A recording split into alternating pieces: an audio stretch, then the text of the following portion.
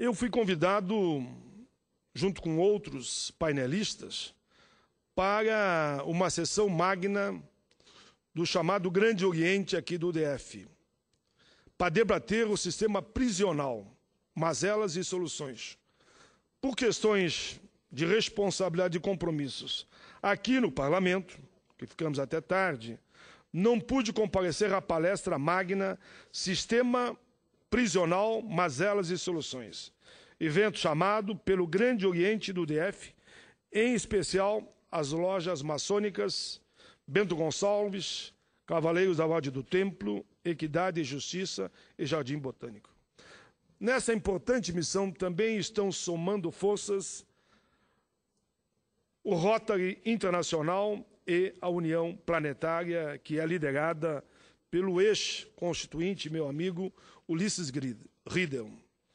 Essa palestra magna foi preferida pelo magistrado Ademar Silva de Vasconcelos, com comentários do ex-presidente do Supremo Tribunal Federal, Dr. Carlos Aires Brito, e pelo meu colega na Constituinte de 88, Ulisses Riedel de Rezende. Vossa Excelência me permite interrompê-lo novamente? Sempre, Vossa Excelência não me interrompe, ajuda o meu pronunciamento. Encontro-se aqui na galeria, nos honrando com a sua presença, os jovens alunos do ensino fundamental da escola classe 206 de Santa Maria. Ao recebê-los aqui com muita alegria e honra, eu quero informar a vocês, jovens do Distrito Federal, que está na tribuna o eminente senador Paulo Paim, do Rio Grande do Sul, fazendo uma exposição sobre vários assuntos da realidade nacional. Que a presença de vocês seja, para nós, não só uma alegria, estímulo para que nós prossigamos a defender os interesses maiores da nossa pátria. Interesses esses que, no futuro, serão defendidos por vocês. É, portanto, com muito prazer que o Senado da República os recebe e espero que vocês continuem ouvindo essa aula extraordinária de um dos parlamentares mais eficientes do Parlamento brasileiro, que é o senador Paulo Paim. Grato pela presença de vocês. Tudo bem, presidente. Eu agradeço muito o convite para que eu participasse desse debate sobre o sistema prisional brasileiro, feitos pelos amigos Narinho Costa, Altair Ribeiro e Jovem Camargo. São presentes. Mas na próxima semana eu me comprometo a aprofundar aqui da tribuna o debate sobre o sistema prisional. Mas antes, agora quero passar rapidamente, e vou passar daí para o senador Aníbal, quero passar alguns dados para a reflexão que foram lá apresentados na palestra magna e eu recebi hoje pela manhã. Com a quarta maior população carcerária do mundo, o Brasil só fica atrás dos Estados Unidos, 2,3 milhões de presos. China, 1,7 milhões de presos. Rússia, 680 mil presos. Segundo os oficiais, CNJ, DPN, o Brasil tem, em 2008, 451.219 presos, passando para 473.626 em 2009. Houve um aumento de 4,9 percentuais.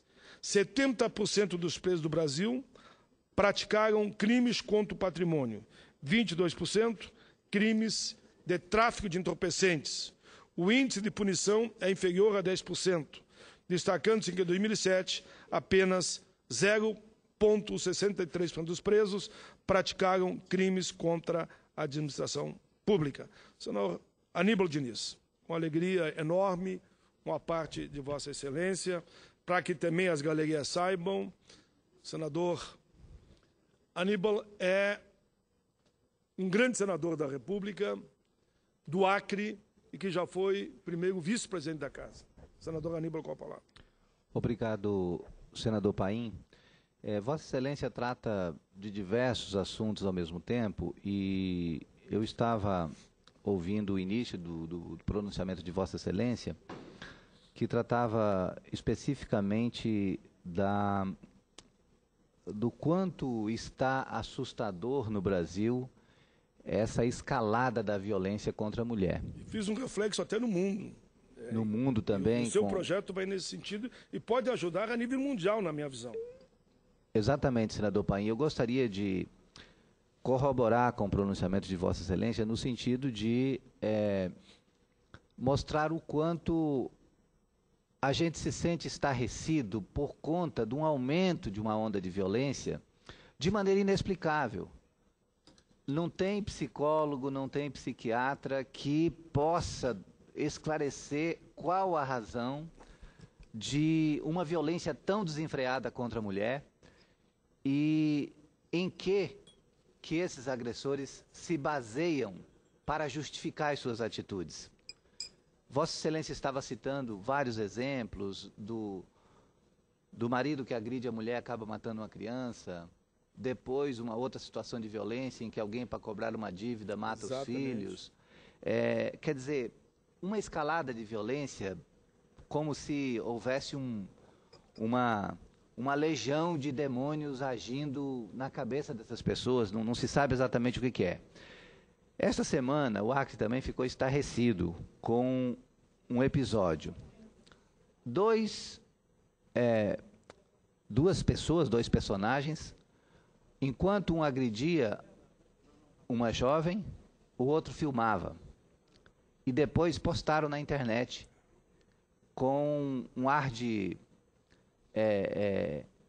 quem estivesse mostrando alguma coisa didaticamente para as mulheres, dizendo como que um homem deveria fazer ao ser traído. Filmou e pôs na internet. Foi preso Emerson Ferreira Araújo, 31 anos, e Cidemar da Silva Gama, 30 anos. Esses dois agrediram uma jovem de 19 anos. Já estão presos e agora ele se disse arrependido, o Cidemar, que o suposto traído, e diz que está arrependido do que fez. Mas olha o tamanho do absurdo e o tamanho da insegurança que as mulheres do Brasil sentem diante de tamanha violência. Nós temos a Lei Maria da Penha. Só para que Vossa Excelência continue, dou outro exemplo. Aquele caso de São Paulo foi uma loucura. Uma jovem inocente, colocaram na internet que ela havia cometido crime contra as crianças. Foi linchada. Linchada? E depois, ali no mesmo dia, provaram que ela não tinha nada a ver com a questão. E sob uma acusação medieval. Exato. Uma acusação medieval, dizendo que era bruxaria, quer dizer, a volta à caça às bruxas, né? Tem que ser punida porque pratica a bruxaria. Quer dizer, uma coisa completamente injustificada. E o pior, senador Paim, e por isso é importante demais que a gente reflita a respeito. Eu vejo, às vezes, pronunciamentos aqui enfurecidos, querendo que a gente siga o clamor das ruas. O clamor das ruas pode ser extremamente perigoso. Imagine só que uma turba decide que uma pessoa está praticando bruxaria, daí, diante daquela turba, não tem voz de sensatez. Todos saem, batem, espancam, arrastam e acham que estão fazendo justiça. Por isso tem que se ter muito cuidado quando se procura aquelas soluções simplistas, do tipo, tem que reduzir maioridade penal, tem que pensar na hipótese da pena de morte.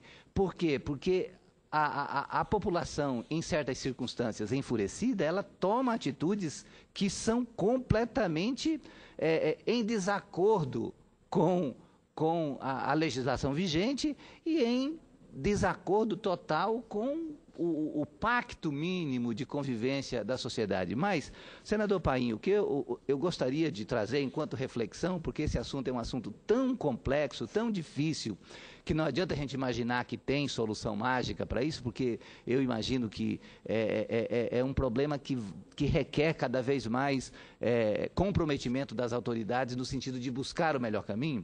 A Lei Maria da Penha, ela estabelece que todo agressor deve ser preso. É um crime inafiançável, quer dizer, não tem fiança que tira a pessoa do flagrante, e a mulher, a vítima, que presta uma queixa baseada na Maria da Penha, na Lei Maria da Penha, ela não pode retirar essa queixa, porque muitas vezes acontece da esposa ser agredida dentro de casa, presta queixa, mas depois resolve retirar essa queixa. No caso da Maria da Penha, não pode. A pessoa que é denunciada tem que responder pelo seu ato de acordo com a lei. Mas aonde eu quero chegar, senador Paim, é que mesmo com a Lei Maria da Penha, mesmo com as leis sendo, digamos assim, um pouco mais enérgicas em relação aos agressores, não diminui o índice de agressão. As agressões continuam acontecendo. Então, aonde é que a gente quer levar essa reflexão? Eu acho que a sociedade brasileira ela precisa tomar uma atitude no sentido de abrir cada vez mais espaço para as mulheres. Por quê? Porque na medida em que as mulheres estiverem mais presentes na política, na medida em que as mulheres estiverem cada vez mais ocupando posição de comando, eu tenho certeza que isso vai contribuir de alguma maneira para que a sanha violenta daqueles agressores, ela vai ter que ter um alerta de diminuição. E exatamente por isso, senador Paim, eu volto a defender aqui o meu projeto 132, que está em tramitação nessa casa. Eu espero que nos próximos dias o senador Vital do Rego, da Comissão de Constituição e Justiça, vai designar um relator para essa matéria, mas eu estou conversando com toda a serenidade com cada um dos senadores. Estou visitando organismos. Na quinta-feira mesmo estive na ONU Mulher, conversando com uma dirigente da ONU Mulher para falar do projeto, e ela se manifestou completamente solidária à iniciativa, né, porque, na realidade, há uma preocupação da ONU no mundo com relação à representação feminina, e a ONU Mulher ela tem como foco principal o empoderamento das mulheres e a maior participação e a maior presença da mulher na política, porque é a política que comanda tudo, não tem jeito. Se não tem presença da mulher da política, como é que ela vai poder influenciar nas políticas públicas? Então, senador Paim, o meu projeto, como é de conhecimento de Vossa Excelência, prevê que nas eleições em que estiverem em disputa 2 vagas para o Senado, uma vaga seja destinada às candidaturas femininas e a outra vaga seja destinada às candidaturas masculinas. E eu estou querendo fazer um apelo a todos os senadores, estou fazendo esse apelo, estive também com o presidente Renan Calheiros, estive com o ex-presidente senador José Sarney, porque eu sinto que a matéria é de tamanha importância que ela requer uma conversa individualizada, particularizada com cada um dos senadores. Por quê? Porque, sendo essa casa composta majoritariamente por homens, a tendência é derrotar o meu projeto.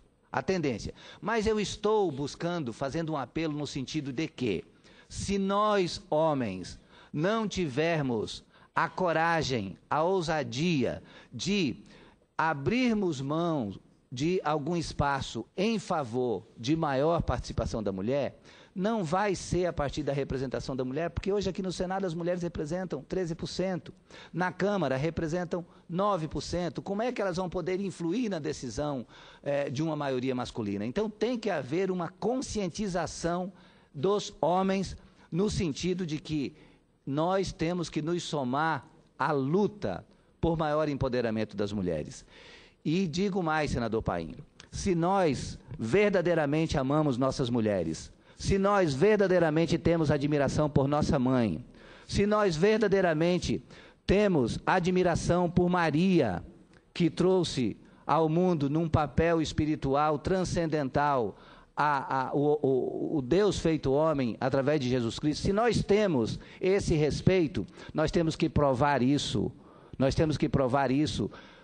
verdadeiramente apoiando as mulheres naquilo que vai conferir poder para as mulheres. E como é que nós vamos conferir poder para as mulheres? Abrindo espaço de participação na vida pública. Por isso é importante que a gente assegure nas eleições com 2 vagas ao Senado, que uma vaga seja destinada às mulheres. Aí nós vamos contribuir para que o Brasil saia dessa posição vexatória, senador Paim.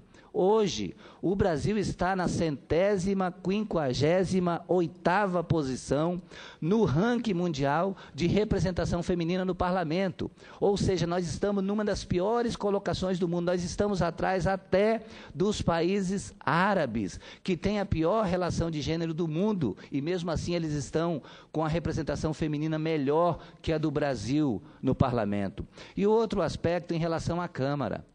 Em relação à Câmara e às Assembleias Legislativas e às Câmaras de Vereadores e Assembleias Distritais, o que nós temos? Nós temos a garantia de que nas chapas proporcionais haja pelo menos 30% de participação de cada gênero. Ocorre, senador Paim, nós sabemos bem disso, que os partidos não priorizam as candidaturas femininas.